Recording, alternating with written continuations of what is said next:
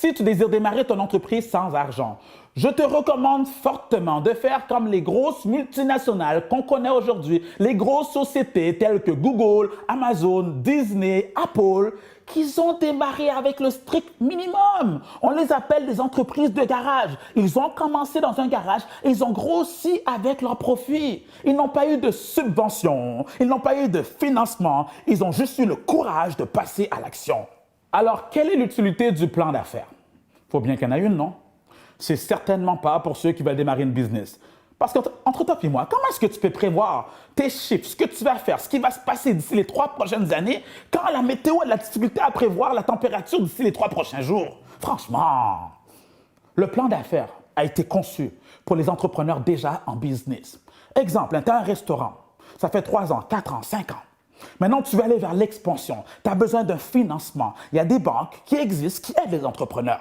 Là, maintenant, c'est utile. Là, maintenant, ça en vaut la peine. Tu arrives avec ton plan d'affaires et tu leur dis, voici nos chiffres depuis la première année, la deuxième année, la troisième année. Voici combien on a généré. De ce fait, je peux vous dire que d'ici les 3, 4, 5 prochaines années, on va avoir une entrée d'argent et on sera capable de rembourser votre prêt.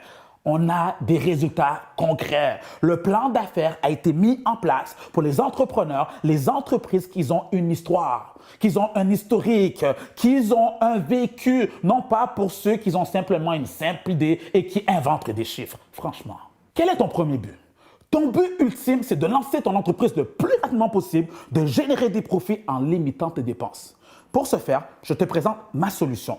Au lieu de faire un plan d'affaires, je te dirais, fais un plan d'action. Un plan d'action, c'est un plan de match qui a pour objectif de t'aider à passer à l'action immédiatement.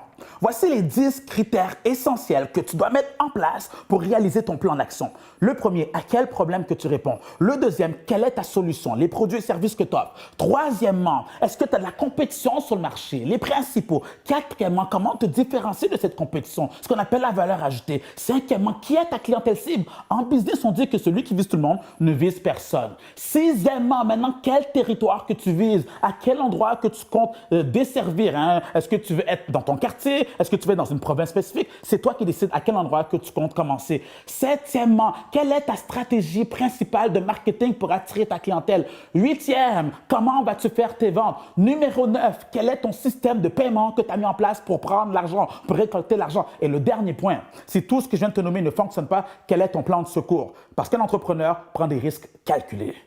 En conclusion, j'espère que tu as compris mon message.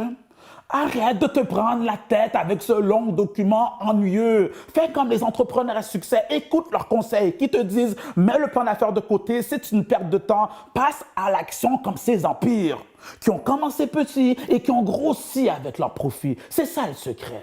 J'espère que tu as apprécié cette capsule. Prends le temps de la réécouter. Partage-la aussi autour de toi. Et d'ailleurs, si tu n'es pas encore inscrit sur ma chaîne, qu'est-ce que tu fais? Ici, c'est l'entrepreneuriat sans filtre. On parle des vraies affaires. Allez!